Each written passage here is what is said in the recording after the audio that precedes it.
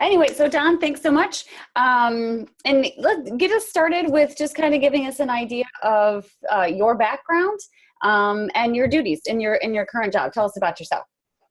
I've been here just a couple years, actually less than 2 years. I worked for Channel 10, a local news station, for about 15 years. I actually started with the Ohio News Network and then moved over to Channel 10. And the last 3 of those years were specifically on the internet for their 10tv.com, which was good because I kind of was into the tech geekiness, but I also liked the breaking news. But at some point I wanted a little bit of a change, so that's why I kind of moved over to education. It was a nice switch, and hopefully today, I kind of brought a lot of tools that we use in the news business to turn things around really quickly, and so that's kind of what I thought I'd show today.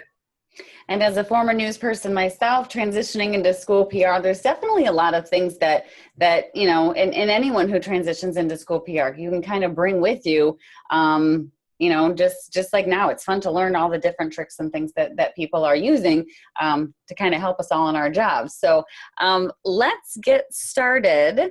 And we're going to go with Pixlr first, right? Yes. So I'm going to share my screen, and hopefully everybody can see that. It's good. All right. So we're going to start talking a little bit about stuff that's working, stuff that's not working for me. Hopefully, you'll find something in here that maybe you're using. I'll give you maybe a different way of using it, or maybe something brand new, but feel free to ask questions kind of as we go. So the first thing that we're going to use is Pixlr, because that's the first thing that was kind of asked to me when Tom called me. We had done some stuff on the line, and he wanted to know how we did it. And I said, well, it was Pixlr.com. It has both a desktop and a app that you can use. It's a photo editor. I know there are hundreds of photo editors out there. So if you have one that you like or use one, then you might not want to switch over to Pixlr, but it's a really easy one to use if you're not using them. It's a very quick photo editor. You can do a lot of different effects very quickly, which is why I like it. You can do photo collages. You can add text or images, crop, filters, erase things, which I'm going to show you. And once you get to use the app, the desktop is very similar and vice versa. So once you kind of get used to one. The one thing I want to mention, we're a SchoolWire's Blackboard site for our website. If you have the same CMS, if you use a Blackboard CMS, this is usually built into your CMS. So if you upload pictures, you can actually edit with Pixlr inside your CMS, which is a nice little option. Now, let me interrupt you real quickly. Do you use the app as well as the desktop? What do you prefer? Yes, I use both of them, especially on the, I usually carry, when I go out to the schools, I usually have my camera and an iPad, and the iPad is for quick kind of turnaround things, and so I have it on that iPad, so I use kind of the desktop version on that. In my personal life, I use it on my phone quite a bit, trying to keep up with, if you take multiple pictures, I know Twitter now, you can update and send 4 or 5 pictures at the same time. Didn't used to be to do that. You had to make the collages, so that's kind of where it started. Gotcha. Okay, go ahead.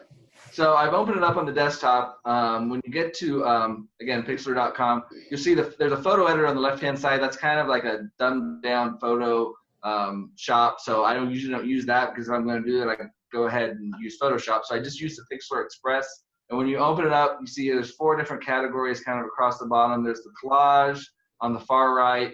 And then to the left of that is the webcam if you want to take a picture of yourself, open URL if you want to try to take a picture from a site, or the browse button if you're just using one picture. I'm just going to show you real quickly the collage and the browse button and kind of how we use it. Again, the collage is very quick and easy if you want to make a picture with multiple other pictures. If you open up, you see the basic 4, but you can also choose from lots of different layouts. One of the things I was going to show you is that, for example, when it was school lunch day, we created this image with all of our lunch food service people. Went out and took their pictures and made a quick Pixlr image and then posted to social media. It did really well. But going back to Pixlr here. So you can choose a lot of different options. So for example, if you wanted an option with 3 pictures and then you selected some pictures, you just click on the plus sign, add them the way you want. And the nice thing that I like about this program is that you can easily change them. So let's say, oh wait, I forgot a picture, I want to make 4. You can add one underneath, like this one, and then I could maybe switch them. Maybe I like this one over here and vice versa. And so you can make a really quick collage. You can change the spacing so that you can have a little bit more of a border or less of a border. You can round the pictures in the border, change the color if you have a nice little school color. The proportions if you want a little skinnier, a little fatter. So you can make a really quick picture that you can use on social media. Now, I wouldn't use this on a lot of different websites. Quality maybe is a little bit less than you'd want if you're doing like any kind of digital imaging or things like that, or printing, but for websites, really quick and easy to do. So that's the collage function. But I also use it a lot just for regular pictures. Okay. I take a lot of pictures and some of them turn out good. Many of them turn out really bad. So I try to make them better through this. And the adjustment, so when you open up a picture or browse, you get like several different options down here. The adjustment, when you open it up, it's a lot like a lot of picture editors you see, you know, contrast, sharpen, blur, things like that. But the ones I'll show you a few features that I really use that I haven't really found other places. One is the rotate. Usually when you open up a picture editor and you rotate, you have the option of doing in 90-degree angles. This one you can actually straighten. It seems like all my pictures are slightly off, so this one you can actually move and save exactly the way you want, and it gives you a little grid to kind of help there. That's nice. So I use the rotate button quite a bit to make sure people are straight in our pictures. Mm-hmm. The other one that I really use is heal. They call it heal. I'm not sure why. I consider it an eraser. If you have a kid face in the back of your picture, or if you find a kid that maybe isn't supposed to be in a picture, you can heal. So what I'll do is show you how we can erase things in the picture. So you select the brush size, and you go up here and you click on whatever you want to, quote, heal and unheal, and that just kind of makes that go away. And the more you do it, the more it kind of blurs it and take it in the background. So if you do it enough, you eventually get rid of the entire letter or face or whatever part of the picture you don't want. And again, if I could do this, I could do it in Photoshop. It might take me a really, really long time. I was just going to say, I tried the same thing in Photoshop, and it tends to take me a while to match the pattern and cover things up. And all you did was take that and go over the S. Yeah, so all I did was hit the heel, change the brush size, and hit it. You know, you can make it as big as you want, so you can, you know, take a T and go around. Wow. And then you just apply and save, and the save button's right up here, so you just apply and save it however you want it. If you change your mind, you can just cancel or close and start over. Okay. Yeah, that's a lot of tools right there in front of you. I've used PicMonkey before, but I like the layout of this one on both of these examples that you've shown, because everything's just kind of spelled out for you right in front of you. Exactly what you can do. And you can, you know, one of the things you can do is like splash color. If you want to just kind of make your media stand out by hitting splash, you can change things to black and white and color. I like using the Focal. It's kind of a 3D editor, but you kind of make things stand out. So if you want to make Worthington stand out, or the Worth, you apply there. It kind of makes a little 3D image. So there's a lot of little techniques to make your pictures pop on social media, because obviously as everybody's scrolling through Twitter and Facebook, you kind of want to have some image that, hey, that makes me want to stop. And a lot of times we take pictures that don't do that. And so by maybe adding a little color, adding a little change, you can do that. That's a great point, because everyone's kind of hopped onto the knowledge now that you have to add a picture to it. So now that everybody's using pictures, you got to kind of kick it up a notch. Exactly. And along with the adjustment, obviously those are kind of the techniques you use through here. And, you know, everybody knows crop and doodle if you want to just draw on it or things like that. You can also add an image on an image if you ever need to do that for any reason. You can add an image on top of one and just resize it and put it where you want. Along with the adjustments that I just showed you, you see there's a lot of different other things down here. Effect is basically filters, you know, your Instagram filters. Okay. The nice thing I like about Pixlr is you can change the level of effect. So let's say I wanted to use this effect. I'm like, oh, that's a little too blue. I can turn it back a little bit and save it so it's not quite you got to get different levels of the filter. You have overlays, which are more like filters, but with designs and patterns on them. A border is just a frame. A lot of different stickers. They do holiday stickers too. So around Christmas and Halloween, they give you a special set of stickers if you want to put those on. And Can you then throw also one of text. those overlays? Oh, sorry. Go ahead. Go ahead. Can you throw one of those overlays on there? I'm really curious what that looks like. So if you want to do the retro poster, it gives you that kind of look. So, oh, okay. Yeah, and I guess they also have overlays that are color enhancers. So if your picture is a little too blue, too green, you can put something over it to kind of correct it if you need to.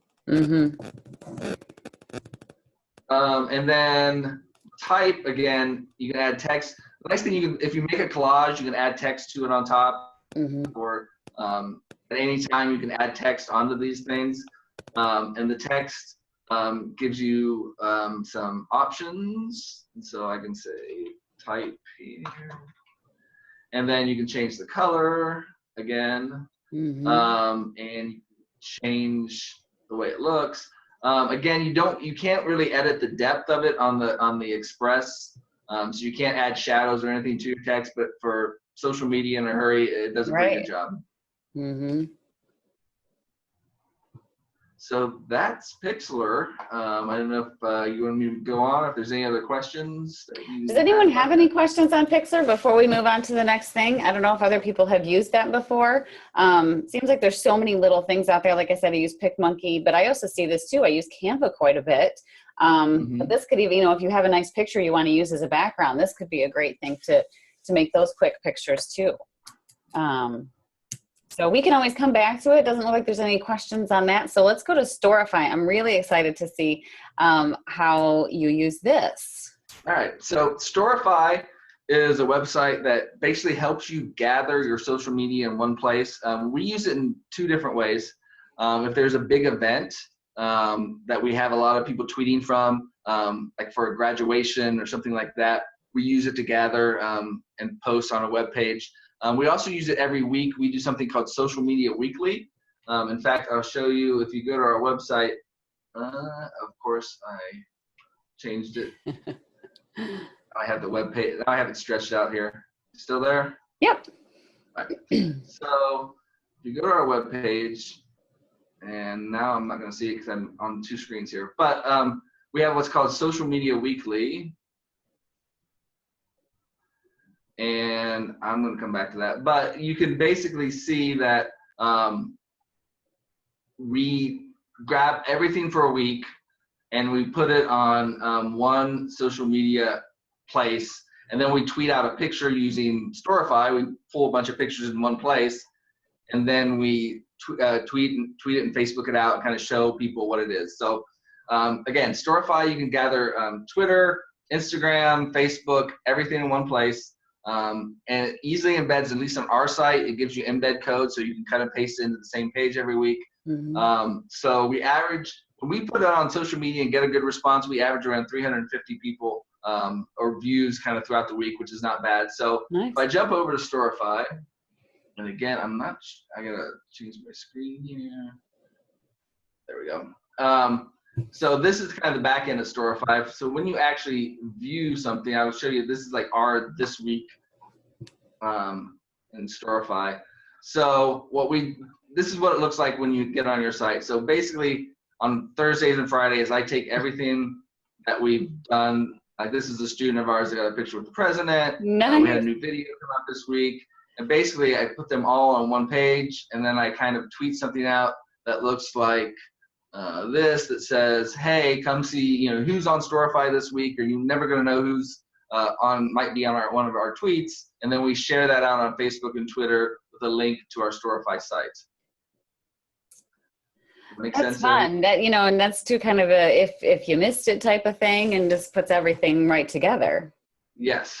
So if I go to our Storify page, and let's see here. So if you go to the back end, to edit, I'll show you how quick and easy it is. Again, I'm sorry that my screen is jumping around here. All right, so this is the edit phase. Once you create an account, you basically just hit create a Storify, and you get to this phase. So you put the title and subtitle here. These are ones that you have already added to the Storify. Over on the right-hand side is how you add. So, for example, if I wanted to add something to a Worthington Storify from Twitter, I'd search maybe our hashtag, which is it's worth it. It'll find whatever ones are on here, and I say, oh look, Bluffview Music has tweeted something today, so I'm going to drag and drop it and add it. Terry O'Brien has tweeted something today, drop and add. So basically, that's all you do. You do the same thing with links. They have GIFs now. They have YouTube that you can look, either search for videos or put your own link in here and grab it. Facebook's a little trickier. You can cut and paste your URL. Sometimes it works, sometimes it doesn't. It just kind of depends. But for everything else, it seems to be really good to kind of drag and drop. So then once you set up the like, is it connected to your social networks already, or do you just kind of put those URLs in there from your own Facebook page, or is it somehow linked together? The Instagram is linked, but for Twitter and Facebook, now you can search, if you want to search Twitter for your own, then you just add, you can search by user. Okay. So you just search for your, whatever your handle is, and they would pull that up. Okay. But then you can search by hashtag, you can search by a little bit of everything. So Instagram, you actually have to log in, but everything else you just kind of search for, or cut and paste the URL. And then once you publish it, a couple things that you can do is, of course, it's going to take a minute to publish, but at the top where it says view and publish, view and publicize, you can tweet everybody who's in it, or at least a handful of people that are in it. Say, hey, you're in the Storify. You might want to retweet us. It kind of builds up that base, or share it with a few people. You can change the template a little bit if you'd like the grid. Sometimes I switch it to a grid if I have a lot of pictures, a lot of things to share. Oh, that's so nice. It's one big long page. It's a grid. So if and then, you of course, I take the embed. That's how they'll view it, or does the viewer get to change how they see it? They can either way. They can change it if they want the grid view. There's three different views. There's the basic view, there's the grid view, and then there's also a slideshow view. Oh. So people can select a slideshow if they want to. But that doesn't always work if you have a lot of videos in it, because it plays all the music at the same time, which I found. But it works well as a slideshow, but it does pull every audio that you have in it. So just be aware of that if they switch the slideshow mode. Okay. One nice thing about too, when it's embedded on our page, if I can get over there, is that it also gives you the option that they can share it on a number of different social media networks if they want to. So again, we use it every week. I was going to show you, like, we also used it for events, if we have big events. So we had a principal that was honored. They did a big assembly. So we basically, again, a lot of different students were tweeting, a lot of staff was tweeting, we had video. Instead of having to go out and gather that all and kind of build our own web pages, we just drag and dropped it into Storify, renamed it, and then shared it out. Sent it to students, and tweeted at them, and then they ended up sharing it, so it did really well. I think as of last check, so this was it got almost 1,700 views, which I consider pretty good considering traffic on a Storify. Yeah. Now this top image here, is that do they just kind of pull one of the images to do that, or is it always the first one, or?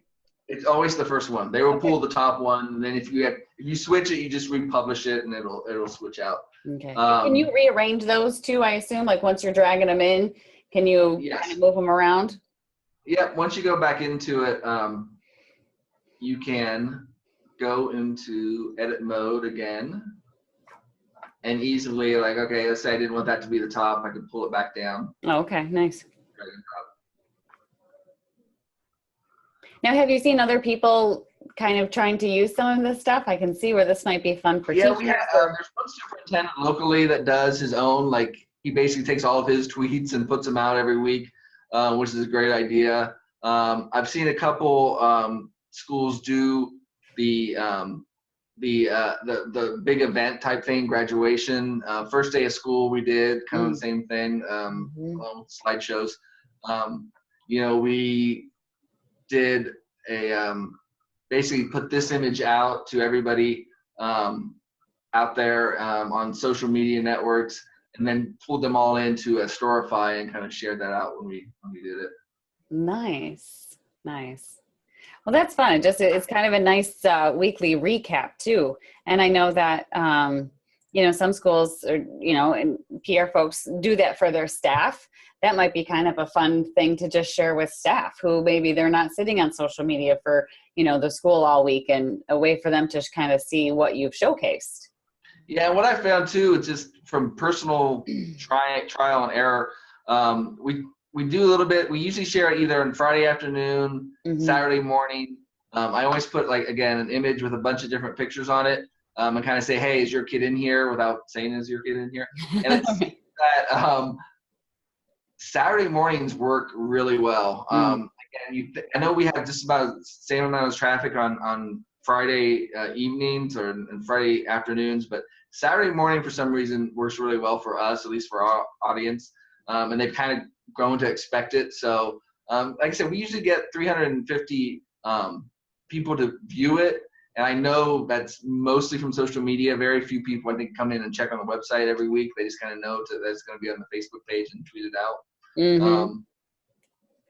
So then that's how we use it. Nice.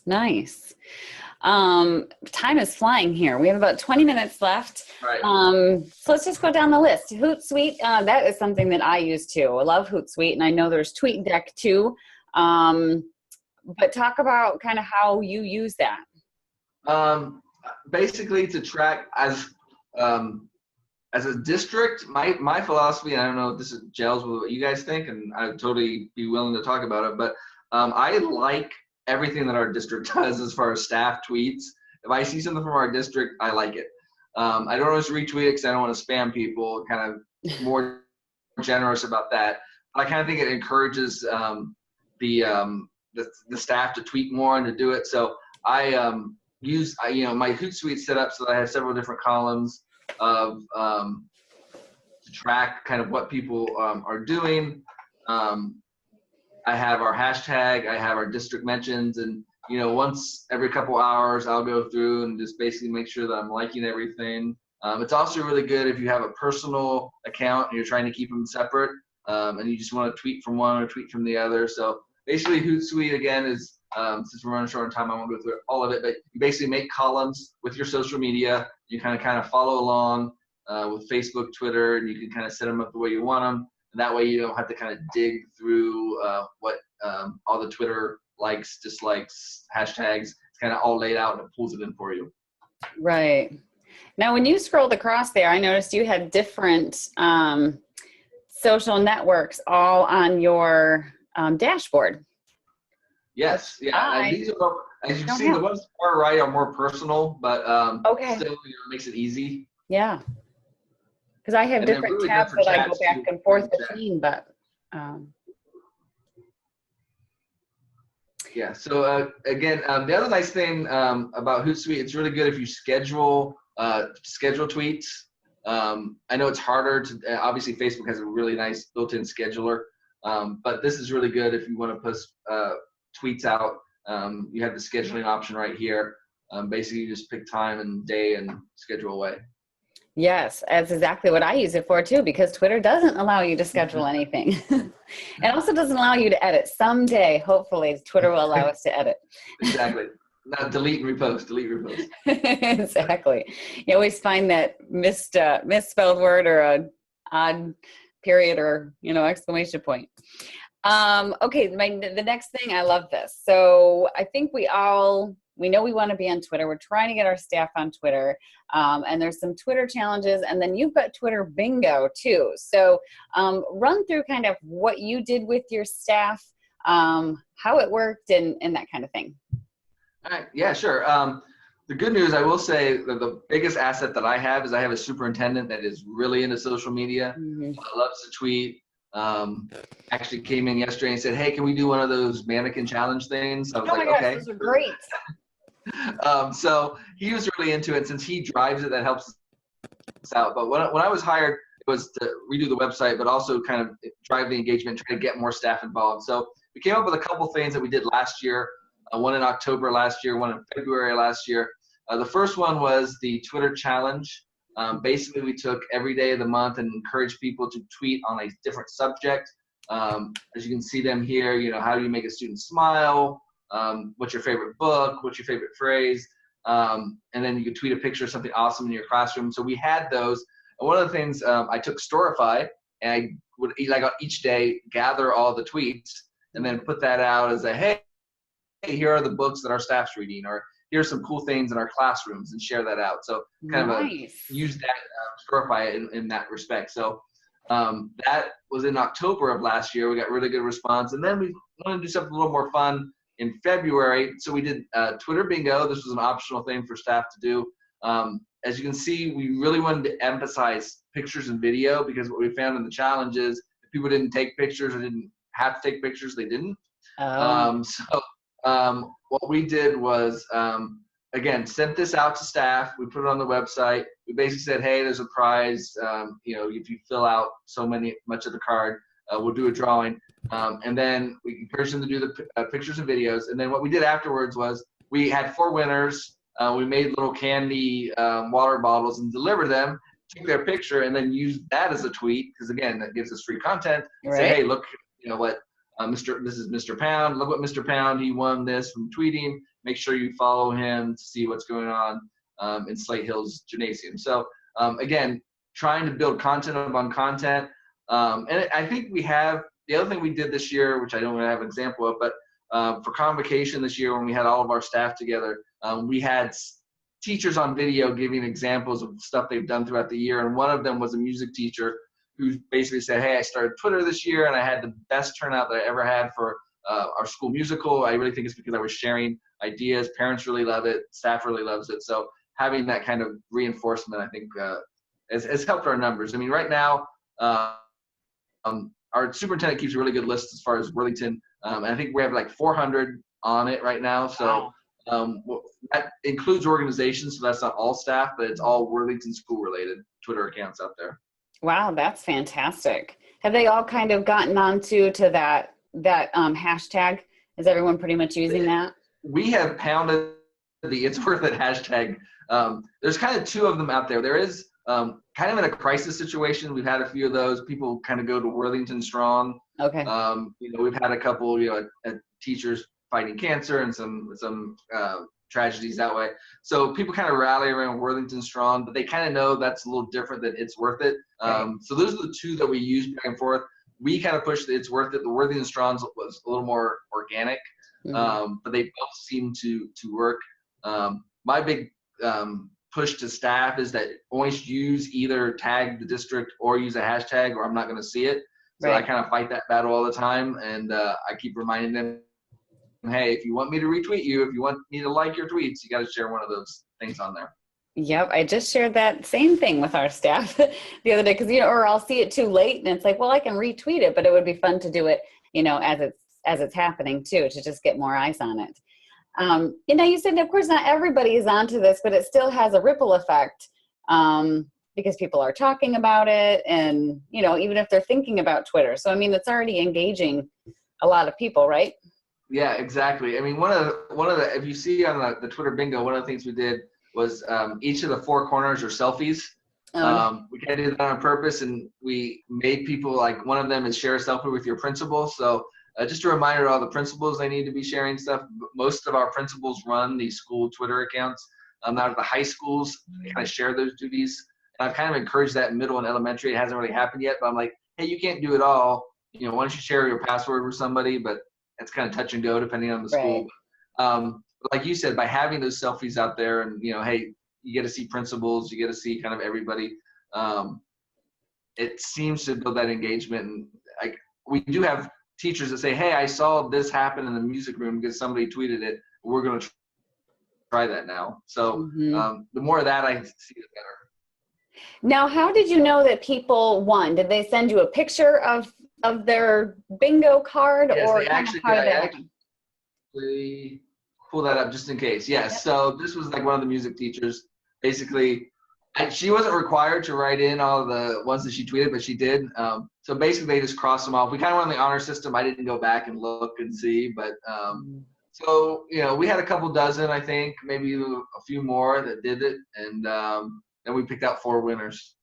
Nice. Hey, if you would be willing to maybe send us the PDFs of both of these things so we can share it with those on the Lunchinar, that would be Sure. awesome. Yeah, no problem. Okay. That's really neat. It's always fun to just try something new. It's, it's one thing to say, hey, everyone get on Twitter. It's a really cool thing. But when they can work with, and other people are doing the same thing, it's kind of this little social thing. It's really much more of a visual, you can prove it more visually, I guess, that it makes a difference. Yeah, definitely. And we definitely have our superstars out in the schools. And Bingo gave us a way to leverage those to kind of say, hey, look what these folks are doing, because they really stepped up. So that's one of my challenges, is trying to find more ways to feature, hey, this guy's really a star, or this guy's really like tweets every day and has really great pictures, and use them as an example. I also like things too that are within the staff. It's kind of a staff morale thing, because even if they're not taking part, they can go look at that hashtag and see what's going on. So that's pretty cool. Okay, Instagram. I tell you what, Instagram is something that I have been doing much more of this year, and you realize how many people are on Instagram. This is a huge one. Oh, sorry, we're on Facebook Live. Sorry. I can go either order. Either one. Let's go Instagram real quick, since I already yapped about it. But I think it was kind of an eye opener for me as to how many people are really on here, and that's definitely a platform you need to include in the group. Yeah, it's amazing. I mean, I don't know I assume that most school demographics are kind of the same. We obviously have a lot of moms on Instagram. We have a lot of elementary school kids on Instagram. So trying to leverage both those audiences. We started an Instagram account last year. We have, I think, 600 followers now, so not growing quite as fast as I hope, but we're getting there. We did posters. This is just an example of we put posters on all of our schools. I just thought I'd show that. We actually had a high school intern that we had design this poster, and we printed them off. We obviously are trying to do a lot with mission and vision statements. As you can see, in the middle, kind of as we do kind of rollouts in the school, hey, how can we show these on social media as well? And then down here on the right-hand corner, this is not my idea, but I saw this like a couple weeks ago while I was at a water polo tournament in Sylvania. So this is totally their idea, but these are window decals that they have when you walk into the schools. So I don't know if anybody else is using that, but I'm totally stealing that idea as a good reminder of, yeah. So those are basically just stuck on when you walk into their school, right at their door handle, you see those. I thought it was a good idea when I thought I'd share that, because I'm stealing it. I thought other people might want to too. Yeah, and we have one of our graphic design classes actually at the high school. That's one of the things, is they make these stickers and decals. So I'm going to head there maybe after this. There you go. You want to go Facebook Live? Yes, let's do this. Because you're using both of them, right? What's that? You use both Facebook Live and Periscope, right? We do. It's kind of a touch and go thing. And again, it's kind of the Wild West out there, as everybody knows, like, what do you do and how do you do it? We've been doing Facebook Live probably for about a month, and then Periscope, we kind of did a little bit last year and a little bit this year. It's kind of a catch-22 because we have more people engaged at that moment on Twitter when you share on Periscope. Okay. You'll get 25, 30 people following.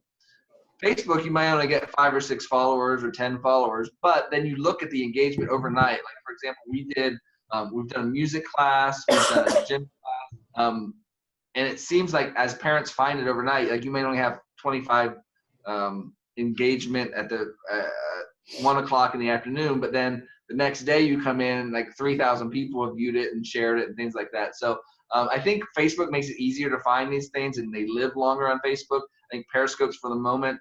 A lot of times we had a naturalization ceremony with people taking the oath to the country a couple of weeks ago, and we had both a choir performance and an orchestra performance. So I Facebooked one, and I Facebook Live one, and Periscope the other, just to see the difference. And I think again at the time Periscope does better, but then Facebook kind of over time. And I will say, out of all of our Facebooks live, we did one in a gym class, which was good content because it's kids climbing and swinging. Right. They were doing climbing unit. Also, the parents, they emailed all the parents beforehand, like the day ahead of time, saying, "Hey, make sure you join and watch." And that had a really good engagement by doing that one step. Yeah, I often think of Facebook Live of using it as we're going to go to this event, and hey, I'll go ahead and live stream this. But teasing it up, letting people know that it's going to happen, just like an actual event, but they can just sit back and watch it live. Yeah, especially for parents. And I think that really is where it starts with the engagement, and they share it with their friends, and they share it with grandparents, and obviously grows exponentially after that. Now, I'm curious, do you narrate kind of what people are looking at? Do you do a little introduction? Or I have been known to go up to a kid or a staff member and kind of play reporter and be like, "So what are you doing?" Or kind of help it along. I try not to do much of that, but occasionally it helps. And like I said, we had when we did the gym one, we had kids again swinging, and I had to walk up a few and say, "Hey, what was that like?" And they were talking about it. And so again, I'm the unnamed voice behind the feed, but yes, I do that. Nice. I finally used Facebook Live this weekend. We had a cross country team that won state, and so they had the fire trucks bring them in. And I did go live with it. And you're right, like during it was some engagement, but it just kind of flew, really took off afterwards. But someone said, "Oh, you should have been narrating, hey, here we are." And I thought, well, I was just trying to let the story speak for itself, but I can see where you could do it both ways. Yeah, exactly. Okay. Are we on to Snapchat? Yeah, I'll briefly, we're dipping our toe in Snapchat. Mm-hmm. We have an account. We haven't actually done anything from our account. We're starting to kind of tease it out this weekend and over the next couple of weeks to try to get some followers and see how that works. I think we might do like a day in the life of one of the schools or something like that, or behind the scenes to kind of kick that off. But the thing we have done is a geotag, which it was kind of for our two schools. Our high schools played each other in football. So we made a geotag, as you can see on the right here, with help from, again, an intern who knew a lot more about it than I did. So we shared it.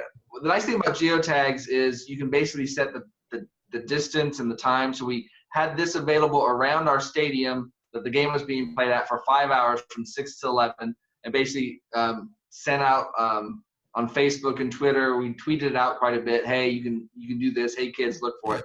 So we spent the actual geotag. It was $23. It was used 261 times. It was seen, according to Snapchat, by over 18,000 people. Wow. Again, that is their numbers that they gave us, which I have no way of telling you whether that's right. But I think, it's a way to kind of do Snapchat without actually doing Snapchat. Like, you see these geo filters everywhere. It's what the kids are using. Yeah. I have a teenager that I try to say, "Hey, would this be cool?" And if she says yes, then hey, let's try that. And that's kind of how that came about. Well, and to get the price down, I learned very quickly, like you do need to do a shorter amount of time and a smaller area. Otherwise, it gets real pricey real quick. Yeah, the difference between doing like right around the stadium and doing around the entire school campus was from $28 to, I think it was $300 if we wanted to draw it around the entire. So it does go up pretty quick when you expand the area. Right. That's great. That's really neat, and a good way to kind of dip your toes into it too. Cause that's definitely a new one. For us, we are kind of in the same boat as you. We have an account, and now it's just a matter of trying to figure out what to do with it. Exactly. I'm just curious if, as people are listening into, kind of type in real quick, which social media platforms you guys use. And if you do use Snapchat and enjoy it, or if you kind of, again, tried it and abandoned it. So we'd like to hear from you guys too, to kind of see what you're using. And kind of as we wrap up here, as people kind of come in, Facebook and Instagram. Yep, definitely. You got some other apps too that we'll go through as people are kind of sharing what they use. Yeah, real quick. Holly had asked me about, obviously it works better with video if you upload it directly to Facebook. So if I see a teacher or a staff member tweet a video, I take the link and I put it into download Twitter video. Basically, it's just you cut and paste the Twitter URL video, hit download MP4, and then you have yourself a video to use into Facebook. So you get that file type right there, just from that URL. Yep. One question in here, Don, most people will say, do Facebook above all else. How do you view that? Do you agree with that? I agree with that for our core audience. At this point, yes. I mean, I think it might change. I mean, obviously you got to watch the numbers and watch where people are going. And also, especially for our parents and staff, definitely Facebook. I can tell you as a father of a teenager, she has no interest in Facebook. So if I'm trying to reach students, I got to go Twitter and eventually Instagram and Snapchat. So it definitely depends audience. I will say that what I try to do, for better or for worse, is if we have something that we're trying to push, an event or some sort of theme, what we try to do is different pictures, and we change the wording, and I put them on all the different social media, but I kind of try to change it enough. I don't have any of mine linked. I know some people, I see that in schools. I want to bang my head against the wall when I see somebody who obviously has their Facebook and Twitter linked, and they push one to the other, and it has some awful consequences on the other end. So we do try to change the pictures, change the message for each of our social media, and just kind of look at the audience. So if we're doing a Facebook, we're kind of thinking, hey, that's parent, staff, community. Obviously, community is big with Facebook as well. But then on Twitter, maybe it's a little bit of everything, teenagers, parents, everybody. And then Instagram, again, Instagram I find a lot of elementary school kids, and then maybe like one of their parents, two of their parents on the Instagram. So it's all kind of growing, and we're just trying to figure it out as we go. Right, exactly. Yeah, and what's going to be most responsive, because I think it depends on the district too. Site Improve, you've got that on there. We're becoming it's paid product, so I'm not here to advertise for them, but we did end up getting this year. We have 19 schools, 19 websites. I can't keep track of them all. We have people that update them all, and basically what Site Improve does is gives me a dashboard to let me know if there's misspellings, broken links, ADA compliance issues. So again, they can give you a demo, but something I thought I'd mention since I do use it. The When to Gram app, again, to go Instagram. Basically, it's just it shows you the day and it shows you what time. It'll show you like the 3 or 4 best times to Instagram throughout the day according to your audience. Okay. So I have that downloaded on the iPad, and I use that. And Venngage, I know a lot of people use Canva, which is really good. Venngage is kind of a very similar product, but I kind of builds different a little more sleek, if you ask me. If I'm not trying to do pictures, just infographics, I kind of lean Venngage. Just to show you an example of something we created this week. So this is for a website. Oh, basically, nice. We took this from the Ohio Department of Education, put out a graphic, but it wasn't quite in line with what we do. But we wanted to kind of do similar. So we pulled their information, added what we needed to add for Worthington, and built this in Venngage. And all the little icons there, like the graduation cap and the diploma, is that stuff that you added? That stuff that they had in there, I just dragged and dropped it. So nice.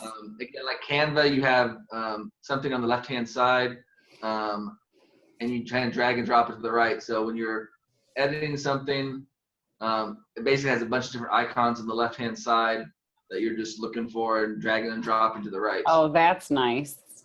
Yeah. Now it's free to a point. If you wanted to get the high quality graphic and download it and print it, or like the top version, then you have to pay. But you can get an embeddable image. You can get some other things without doing that. So again, it's very similar to Canva, but I find for me, if I'm doing something with a picture and adding text and stuff, maybe Canva, but to build something like this, I kind of feel this product's a little more adaptable for me. Right. Nice. Well, gosh, these are fantastic tools. And just kind of to wrap up too, where do you find, some of these things that you use? I don't want to say where's your inspiration, but where do you find these things? You know what? A lot of them is I brought from journalism, just from friends and colleagues.